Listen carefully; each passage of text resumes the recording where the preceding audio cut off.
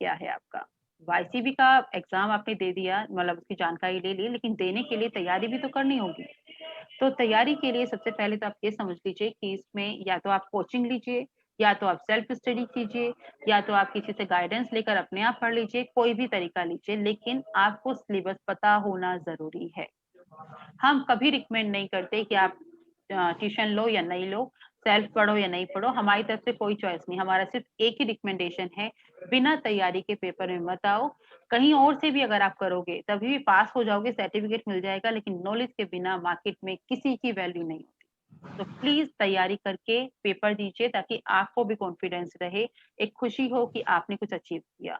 Paper इतना मुश्किल नहीं होता कि आप पढ़कर भी फेल हो जाएं, पढ़ने वाले हमेशा पास होते हैं। करना कैसे है? सबसे पहले जिस भी लेवल का आप पेपर देने वाले हैं उसका सिलेबस देखिए, go through the syllabus. Then check related text book other than reference book. Reference book से मतलब है मेरी, किसी की, इधर उधर की छोटी मोटी किताबें। रेफरेंस के लिए पढ़ना जरूरी ठीक है, पर टेक्स्ट बुक जरूर से पढ़िए एक बार। जो योगियों ने, महर्षियों ने लिखी है, उस किताब को भी एक बार जरूर देखिए। Prepare on regular basis. आज पढ़ा, आज छोड़ दिया, कल पढ़ा, परसों छोड़ दिया, ऐसे मत कीजिए। रेगुलर बेसिस पर 1 घंटा आधा घंटा बनाकर रखिए, पढ़ाई कीजिए। सेल्फ स्टडी मस्ट है, चाहे आप ट्यूशन ले रहे हैं या नहीं ले रहे हैं, आपको सेल्फ स्टडी करनी ही चाहिए और करनी पड़ेगी। Group discussion with friends. अपने दोस्तों के साथ चर्चा कीजिए, अगर आप ट्यूशन ले रहे हैं तो अपने टीचर के साथ चर्चा कीजिए, ताकि आपकी जानकारी एक दूसरे के साथ स्प्रेड हो और आपको जल्दी चीजें याद हो जाए। मार्क डिस्ट्रीब्यूशन होता कैसे है, या यूं कहूं कि पेपर में से क्वेश्चन कैसे आते हैं। अभी मैंने जो एग्जांपल आपके सामने दिया हुआ है वो लेवल 1 का है। लेवल 1 में 3 यूनिट हैं। इसी तरीके से और चैप्टर्स में भी और सिलेबस में भी यूनिट्स बनी हुई हैं। हर यूनिट से इक्वल डिस्ट्रीब्यूशन होता है हमेशा। जैसे लेवल 1 में आपके पास 3 यूनिट है, तो हर यूनिट से 20-20-20 क्वेश्चन आएंगे, इक्वली डिस्ट्रीब्यूटेड। आप अपना सिलेबस देखेंगे तो आपको पता चलेगा कि उसमें इक्वल 10-10 सब यूनिट बनी हुई है। तो 10 में मतलब एक सब यूनिट से 2 क्वेश्चन, एक यूनिट से 20 क्वेश्चन, और टोटल हो गए आपके 60 क्वेश्चन। कभी भी ऐसा नहीं होता कि एक पोर्शन छोड़ के चले जाते हैं, जैसे 10th क्लास में दिया था ना पेपर, कोई बात नहीं इसे छोड़ देते हैं, जरूरी नहीं है इसमें से आए। इसमें से हर टॉपिक से एक क्वेश्चन जरूर आएगा। टाइप्स ऑफ क्वेश्चन कैसे होते हैं? सबसे बड़ा क्वेश्चन ये है कि तैयारी में हमें तो यही नहीं पता क्वेश्चन कैसे पूछे जाते हैं, तो मैं सारे तो नहीं बता पाऊंगी, पर कुछ आपको एग्जांपल देने की कोशिश करती हूँ। अगर आपने नाम सुना हो घिरण संहिता का, तो आपको पता होगा कि इसमें 7 अंग होते हैं, यानी 7 चैप्टर्स हैं, जिनका नाम दिया गया है सप्तांग योग। तो सिंपल, सबसे सिंपल अगर क्वेश्चन बनेगा तो वो क्या होगा? Name of yoga described in घिरण संहिता। तो ऑब्वियसली सप्तांग योग बोलते हैं उसको, तो आप सप्तांग योग का ऑप्शन उसमें रहेगा, आप बता दीजिए। अब थोड़ा सा डीप जाते हैं, तो जब सप्तांग अंग हम बात कर रहे हैं, 7 अंगों की बात कर रहे हैं, तो वो 7 अंगों में 5वें नंबर पे कौन सा है, छठे नंबर पर कौन सा है, पहले नंबर पर कौन सा है, आपसे पूछा जा सकता है।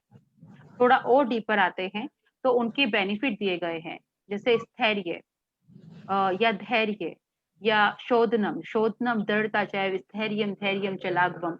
तो शोधन किसका लाभ है, दृढ़ता किसका लाभ है, ये आपको पता होना चाहिए। हो सके तो सूत्र याद कीजिए, सूत्र में याद करने में मजा भी आता है, किसी के सामने बोल के लगता है हमने कुछ बोला भी, और साथ ही साथ चीजें आराम से याद हो जाती हैं, और पार्ट बाय पार्ट 1 2 3 आप काउंट करके बता सकते हैं। इसी तरीके से अगर मैं हठ प्रदीपिका की बात करूं, तो नादानुसंधान आपने सुना होगा। तो नादानुसंधान में 4 अवस्थाएं हैं। उन 4 अवस्थाओं के नाम क्या हैं? कौन सी अवस्था में कौन सी ग्रंथि का भेदन होता है? अ, वो कौन सी ग्रंथि है? सबसे पहले रुद्र ग्रंथि आती है, या ब्रह्म ग्रंथि आती है, या शिव जिसको आप बोलते हैं, उसको किस तरीके से वहां पर चीजों में बताया गया है, ध्यान कैसे बताया गया है, इस तरह के क्वेश्चंस आपसे पूछे जाते हैं। क्वेश्चन सिंपल है, पर किसी ने पढ़ा है तो ही आंसर देगा, नहीं पढ़ा है तो नहीं पता है।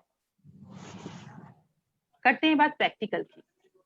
प्रैक्टिकल वर्क में सबसे पहले आता है आपको डेमोन्स्ट्रेशन स्किल्स। डेमोन्स्ट्रेशन में आपको करके दिखाना होता है, और करके दिखाने के बाद उसी करके जो आपने दिखाया उसके बारे में आपसे कुछ प्रश्न किए जाते हैं, जिसको आप वाइवा वॉइस बोलते हैं। दूसरा पोर्शन होता है टीचिंग स्किल। आपको बच्चे सामने हैं, नॉर्मली जब ये ऑफलाइन एग्जाम होता था तो 3-4 बच्चे आपके ऑब्वियसली बेस्ट होते थे, आप तो क्या करते थे, उनको बच्चा समझ के उनको पढ़ाना होता था आपको, करवाना नहीं। बोलने का तरीका इतना साफ होना चाहिए कि किसी दिन अगर आप नहीं करके दिखा पाए, अगर आपको बुखार है, मेंस्ट्रुएशन का प्रॉब्लम है या कोई और इश्यू है, तो हम लोग नहीं कर सकते हैं, तो आप क्या करेंगे, ऐसे टाइम पर आपको बोलकर सिखाना। तो ध्यान दीजिए, ऐसे टाइम पर जब आप नहीं कर सकते, आप कितना क्लियर बोल सकते हैं कि सामने वाला कर पाए, उसको टीचिंग स्किल, उसको एक स्मार्ट टीचिंग स्किल बोला जाता है। करके दिखा दिया तो बिना बोले भी बंदा कर ही देगा, ऐसे-ऐसे घूम के हाथ ऊपर कर लो, नीचे कर लो। तो you have to be confident and clear. Application of knowledge, आप लोग जैसे अगर लेवल 1 का भी बात करूँ तो मैं आपसे पूछ सकती हूँ कि अगर आपकी कमर में दर्द है, तो कौन-कौन सी एक्टिविटीज़ बंद होंगी? तो ना नॉर्मली सामान्य लोग जानते हैं, लेडीज़ स्पेशली जानती हैं कि अगर कमर में दर्द हो तो सामने झुकने वाले काम बंद कर देने चाहिए। अगर झुकना ज़रूरी है घर में, तो धीरे से नीचे बैठिए, उसके बाद सामान उठाइए और धीरे से उठिए, झटके वाले काम बंद करने हैं। तो इसे एप्लीकेशन ऑफ नॉलेज बोलते हैं। यानी जो आपको नॉर्मल ध्यान रखने वाली बातें होती हैं, जो योग में भी आपको पता होनी चाहिए।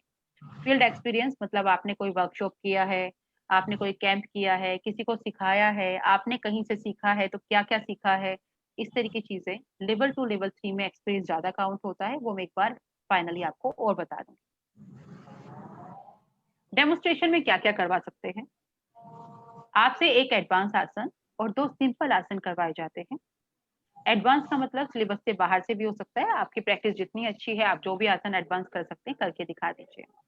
प्राणायाम में कोई भी 2 प्राणायाम या फिर एक ब्रीथिंग प्रैक्टिस जो आपके सिलेबस में है और 1 प्राणायाम, मुद्रा 1, बंद 1 जो कि आपके सिलेबस में है। Syllabus question obviously related to the practice, जो प्रैक्टिसेस आप कर रहे हैं, लेवल 1, लेवल 2 की बात कर रही हूँ इस वक़्त मैं वाइवा के बारे में। जो भी क्वेश्चन आपके सिलेबस में है, थेरेपी से रिलेटेड या लेवल 1 है तो प्रिकॉशन से रिलेटेड क्वेश्चंस पूछे जाते हैं। तो आपको पता होना चाहिए करने का तरीका क्या है, कॉन्ट्राइंडिकेशन क्या है, बेनिफिट्स क्या है। नॉलेज पार्ट में नोमेनक्लेचर नामकरण कैसे हुआ, प्रैक्टिकल नॉलेज यानी कि साइंस उसका कौन-कौन से सिस्टम से जुड़ा हुआ है, कौन से सिस्टम पर असर डाल सकता है या कौन से चक्रों से जुड़ा हुआ है, कॉन्ट्राइंडिकेशन, बेनिफिट, डू डोंट्स, कौन सी किताब में इसकी चर्चा आती है। लेवल 3 वाले थोड़ा-सा ध्यान से सुनें कि लेवल 3 में क्वेश्चंस बढ़ जाते हैं। ऑब्वियसली आप टीचर बनने वाले हैं, तो आपसे ये पूछा जा सकता है कि भई जो थियरी में भी आपने पढ़ा है कि इसमें योग के कौन-कौन से कॉन्सेप्ट हैं या थोड़ा-सा डीपर क्वेश्चंस चले जाते हैं, लेकिन सिलेबस से बाहर वहाँ भी नहीं जाते। टीचिंग स्किल में जब ऑफलाइन होता है तो ऑब्वियसली वैसे भी आप क्लास लेते होंगे, सबसे पहले प्रेयर करवाते हैं, फिर अपना इंट्रोडक्शन देते हैं, बच्चे कैसे बैठे हैं, सही बैठे हैं कि नहीं बैठे ये देखते हैं। टीचिंग एड आप क्या लेने वाले हैं क्योंकि योग में बहुत सारे टीचिंग एड्स यूज़ होते हैं।